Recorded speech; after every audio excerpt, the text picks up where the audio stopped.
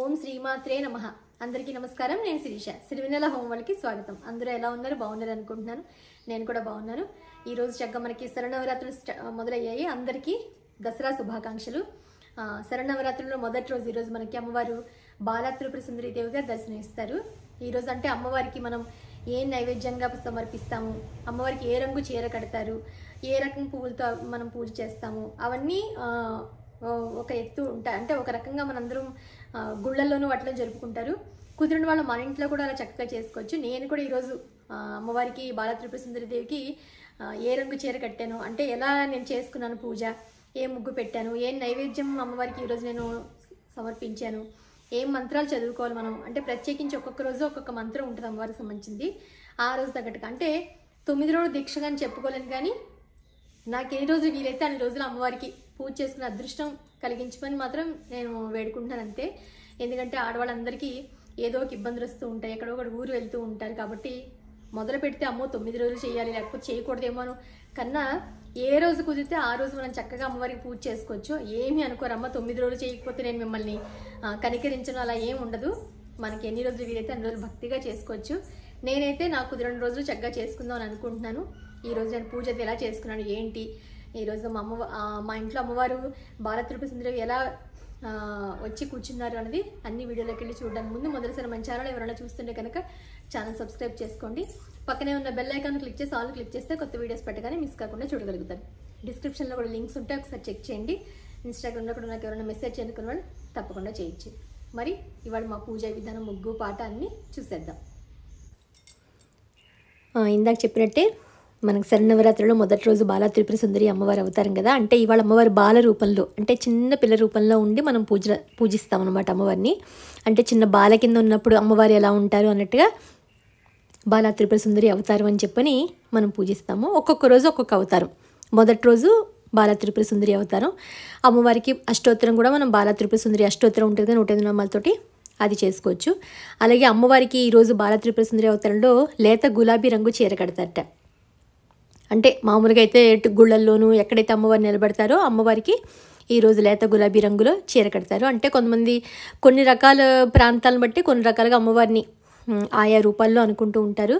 మనకేంటంటే విజయవాడ కనకదుర్గమ్మ అక్కడ ఎలా మనకి చేస్తారో ఆ రకంగానే మనందరం పూజలు చేసుకుంటూ ఉంటాము. మొదటి రోజు బాలా త్రిపుర సుందరి, 2 రోజు గాయత్రీదేవి అని, అన్నపూర్ణాదేవి, లలితాదేవి, అలా ఒక్కొక్క రోజు ఒక్కొక్కటి కింద. అలాగే అందరూ చక్కగా కొంతమంది కలసం పెట్టుకుని అఖండ దీపారాధన పెట్టుకుని 9 రోజులు నిష్టగా చేసుకునే వాళ్ళు ఉంటారు. అమ్మో 9 రోజులు చేయకపోతే చేయకూడదా మనం అలా అనుకుని భయపడే వాళ్ళు ఉంటారు. ఏ రోజైనా మనం చేసుకోవచ్చు. ఎప్పుడప్పుడు మనకేమో ఏ టైంకి ఎక్కడికి వెళ్ళాల్సి వస్తుందో తెలియదు, ఎలా పరిస్థితి మారుతుందో తెలియదు కదా. అందుకని చేసుకునేటప్పుడైనా చక్కగా మనం భక్తి శ్రద్ధలు చేసుకుంటే చేసుకున్న దానికైనా మనకు పుణ్యం వస్తుందని అనుకోవాలి అంతేను. ఏదో భయపడి చేయలేమనుకుని ఎప్పటి నుంచి మారేయడం కన్నా ఎంత వీలైతే అంత మనల్ని ఇబ్బంది పెట్టుకొని చేయమని కాదు. ఎందుకంటే కొంతమంది పెద్దవాళ్ళు ఉంటారు, ఆరోగ్యపరంగా చేయలేని వాళ్ళు ఉంటారు, ట్యాబ్లెట్స్ మీద ఉండేవాళ్ళు ఉంటారు, లేకపోతే పీరియడ్స్ మధ్యలో వచ్చేవాళ్ళు ఉంటారు, కొంచెం ఆరోగ్యపరంగా బాగోలేని వాళ్ళు ఉంటారు. టిఫిన్ తినకన్నా అంతసేపు ఉండడం కష్టం అనుకుంటే అది ఇబ్బందే కదా. మనం అనారోగ్యం పడే కన్నా ఎంతవరకు మనం చేయగలమో అంతవరకు మనం చేసుకుంటే మంచిది.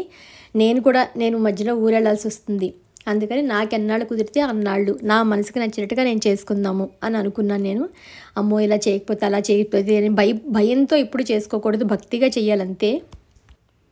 లేదు చక్కగా మామూలుగా రోజు వారి పంచోపచార పూజ చేసుకుని ఏ రోజైతే అమ్మవారికి సంబంధించింది ఏదైనా స్తోత్రం చదువుకోవడము, లేకపోతే ఏదో ప్రసాదం వండి పెట్టడము, ఏదో ఒకటి మన శక్తి కొలది. ఏవీ చేయలేకపోతే మామూలుగా చక్కగా ఓం శ్రీమాత్రే నమః అనుకున్నా చాలు. ఎవరికి ఎంత శక్తి ఉంది ఎంత అన్నది చూసుకుని చేసుకోవడమే. అంటే శక్తి కొలది మనం చెయ్యాలి. ఆ తర్వాత భక్తి ఎంత అనేది అమ్మవారే చూస్తారు. అంటే అది కూడా మనమే భక్తితో మనం చేయడం మన కర్తవ్యము. మనం ఎంతవరకు వీలైతో అంతవరకు మనం చేసుకోవాలి.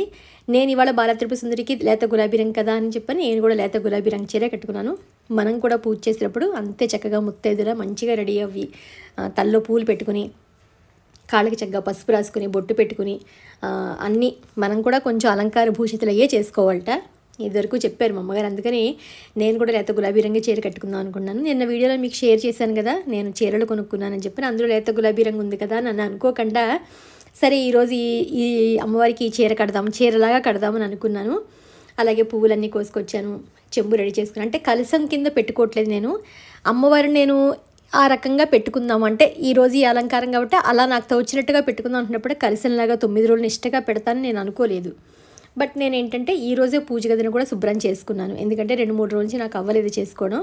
అందుకని ఈరోజే దేవుళ్ళని శుభ్రం చేసుకొని బొట్లు పెట్టుకుని చాలా టైం పట్టింది ఈరోజు నాకు అనుకోకుండాను. కలసి చెంబుని మామూలుగా చెంబు మాత్రమే తెచ్చుకున్నాను. అందులో కొంచెం బియ్యం పోసి, ఎందుకంటే కొంచెం నిలబడాలి కదా అని చెప్పని.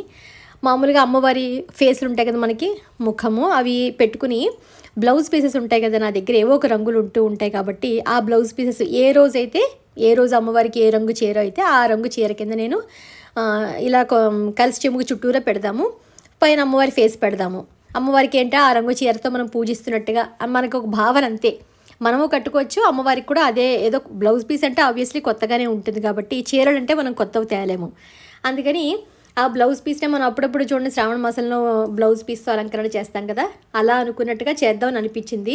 ఇది 9 రోజులు చేస్తానని కూడా నేను అనుకోలేదు. అమ్మ నేను మధ్యలో ఉండను కొన్ని రోజులు, అప్పుడు మాత్రం చేసుకోలేను, కానీ నేను ఉన్న రోజులు మాత్రం ఇలా చేసుకుంటాను అని చెప్పి ముందే అమ్మవారికి చెప్పుకుని, నేను అప్పుడు లేత గులాబీ రంగు కదా ఈరోజు అమ్మవారికి చీరని చెప్పి లేత గులాబీ రంగు చీరనే ఇలా చిన్నగా కలసి చెంబు దగ్గర అలంకరణ చేసి చిన్నగా రెడీ చేసి, అప్పుడు మామూలుగా ప్లేట్లో నేను ఇప్పుడు బంగాళలక్ష్మీదేవిని పెట్టుకుంటాను కదా, అక్కడ కుంకుమ పూజ చేసుకుందాం అని చెప్పని రెడీ చేసుకున్నాను. అనుకోకుండా ఈరోజు గులాబీ రంగు, లేత గులాబీ రంగే మందార పువ్వు పూసింది. అసలు ఆ చెట్టు సాధారణంగా పూయదు, అనుకోకుండా పూసింది. అబ్బా అమ్మవారికి ఈరోజు భలే కుదిరింది, అమ్మవారి చీరకేను పువ్వుకి మ్యాచింగ్ అయింది కదా అని చెప్పని ఒక చిన్నగా ఆభరణం అది వేసి అమ్మవారిని అక్కడ పూజ గదిలోనే ఆసీనరాలు అయ్యేటట్టుగా చేశాను. అంతాను చిన్న మండపం ఏర్పరిచి దాని మీద కొంచెం పసుపు కుంకుమ వేసి కూర్చోబెట్టాను. అలాగే ఈ 9 రోజులు కుదిరితే ఆవు నెయ్యితో దీపారాధన చేసుకుంటే చాలా మంచిది. అంటే లక్ష్మీప్రదం ఆవు నెయ్యి అనేసరికి, అందులో మనకి ఆవు నెయ్యి, ఆవు పాలు, ఆవు పెరుగు, మనకి ఎలాగో పంచామృతాల కింద మనం ఎలా అయితే అంటే ఆవు పిడక ఏదైతే ఉంటాయో గోమూత్రం, పంచ వస్తువులు ఉంటాయి కదా మనకి గోవుకు సంబంధించినవి, అవన్నీ పవిత్రమైనవి. అందుకని మనం ఆవు నెయ్యితోటి మనం దీపారాధన చేసుకుంటే మంచిది. నేను కూడా అలాగే ఆవు నెయ్యితో దీపారాధన చేసుకున్నాను చక్కగా. ఈరోజు కామాక్షి దీపం కూడా ప్రతిరోజు నేను పూజ చేసుకున్నాడు ప్రతిరోజు పెడదామని అనుకుంటున్నాను. చక్కగా పువ్వు కూడా పెట్టేసరికి అమ్మవారికి మరింత అందం వచ్చినట్టు అనిపించింది, మ్యాచింగ్గా అనిపించింది. కింద చీరకిను ఎలాగో పట్టు బ్లౌజ్ కొత్తదే కాబట్టి కొత్త చీర పెట్టినట్టు అమ్మవారికి ఏదో సమర్పించట్టు. ఎందుకంటే మనం ఎన్నో కొనుక్కుంటూ ఉంటాం, అమ్మవారికి కూడా పెడితే అదొక ఉత్సాహంగా ఉంటుంది. లేకపోతే చీర అమ్మవారి దగ్గర చూపించేప్పుడు మనం కట్టుకుంటూ ఉంటాం కదా, అదొక సంతోషం అంతేను. ఆ తర్వాత గణపతికి విడిగా పసుపు గణపతిని పెట్టుకునేలా చేసుకోవచ్చు, లేదా మన దగ్గర ఏదైనా గణపతి ఉంటే కనుక గణపతికి ముందు పూజ చేసిన తర్వాతే మనం అమ్మవారికి చేసుకుంటాము. కలశ స్థాపన అది చేసిన తర్వాత అప్పుడు అంటే కలశం అంటే మనం మామూలుగా ఆచమనం చేసిన నీళ్ళు కాక ఇంకో నీళ్ళు ఉంటాయి కదా, అవి పెట్టుకుని మనం పూజకు వాడతాం కదా, అవి 12 నదులు సంగమంలా తీసుకుని ఆ నదితో అక్కడ ప్రక్షాళన చేయడం, ఆ స్థానాన్ని ప్రక్షాళన చేసి మనం అప్పుడు పూజకి కూర్చుంటాము. నేను కూడా అలాగే ఈరోజు పూజకి అలాగే కూర్చున్నాను. మొదటి రోజు అమ్మవారి అలంకరణలో చీరతో పాటు బెల్లం పరవాన్ని నైవేద్యంగా సమర్పిస్తామని నేను చదివాను అనమాట. అందుకని నేను కూడా బెల్లం పరవాన్నం నెయ్యితో వేయించి జీడిపప్పులో వేసి అమ్మవారికి నైవేద్యంగా సమర్పించడం కానీ రెడీ చేసేసుకున్నాను. ముందుగా మనం రెడీ చేసుకుని పెట్టుకోవడం వల్ల మధ్య మధ్యలో మనం లేవని అవసరం ఉండదు, చక్కగా ప్రశాంతంగా కూర్చుని ఒకటేసారి చక్కగా పూజది చేసుకోవచ్చు. లేదు కొంతమంది లలితా సహస్రంతో కుంకుమ పూజ చేసుకుంటూ ఉంటారు, లక్ష్మీ అష్టోత్తరంతో చేసుకుంటారు. లేదా ఏ రోజు అష్టోత్తరం అయితే ఆ రోజు, ఇప్పుడు బాలా త్రిపుర సుందరి ఏదైతే అయితే ఆ రోజు అమ్మవారి అష్టోత్తరం చదువుకుని చేసుకుంటాము, లేదా కనకదుర్గదేవిది చేసుకుంటారు. ఎవరి శక్తి కొలది ఎవరి ఆచారం ప్రకారం కూడా వాళ్ళు చేసుకుంటూ ఉంటారు. నేనైతే ఇలాగే చేసుకున్నాను. అష్టోత్తరం మామూలుగా బాల త్రిపుర సుందరి దేవిది అష్టోత్తరం చదువుకున్నాను.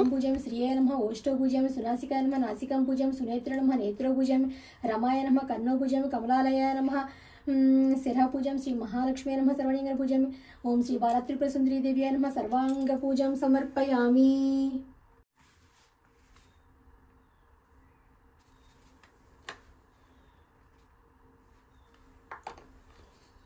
ఓం కళ్యాణ్యై నమః, ఓం త్రిపురాయై నమః, ఓం బాలాయై నమః, ఓం మాయాయై నమః, ఓం త్రిపుర సుందర్యై నమః, ఓం సుందర్యై నమః, ఓం సౌభాగ్యవత్యై నమః, ఓం క్లీంకార్యై నమః, ఓం సర్వమంగళాయై నమః, ఓం హ్రీంకార్యై నమః, ఓం స్కందజనన్యై నమః, ఓం వరాయై నమః, ఓం పంచదశాక్షర్యై నమః, ఓం త్రైలోక్యే నమః, ఓం మోహనాధీసాయే నమః, ఓం సర్వేశే నమః, ఓం సర్వరూపిణ్యే నమః, ఓం సర్వసంక్షోభిణ్యే నమః, ఓం పూర్ణాయే నమః, ఓం నవముద్రేశ్వర్యే నమః, ఓం శివాయే నమః, ఓం అనంగ కుసుమాఖ్యాయే నమః, ఓం అనంగ భువనేశ్వర్యే నమః, ఓం నిత్యాయే నమః, ఓం నిత్యక్లిన్నాయే నమః.